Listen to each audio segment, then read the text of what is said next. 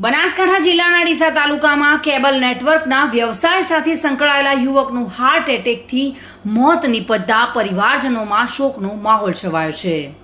ડીસામાં Maharana Pratap school પાસે રબારી કોલોનીમાં રહેતા રમેશભાઈ મોહનભાઈ દેસાઈ, જેમની ઉંમર વર્ષ 42 અને જેઓ કેબલ નેટવર્કના વ્યવસાય સાથે સંકળાયેલા છે, તેઓને 3 દિવસ અગાઉ હૃદયરોગનો હુમલો થતાં ડીસા ખાનગી હોસ્પિટલમાં સારવાર અર્થે ખસેડાયા હતા, જ્યાં આજે સવારે તેઓનું મોત નીપજ્યું હતું. રમેશભાઈના મોતથી 3 સંતાનોએ પિતાની છત્રછાયા ગુમાવી છે. તેમના મોતથી પરિવારો અને મિત્ર વર્તુળમાં ભારે શોકની લાગણી જોવા મળી હતી. ડીસાથી ચિરાગ શ્રીમાળી સાથે bureau report, today Gujarati news.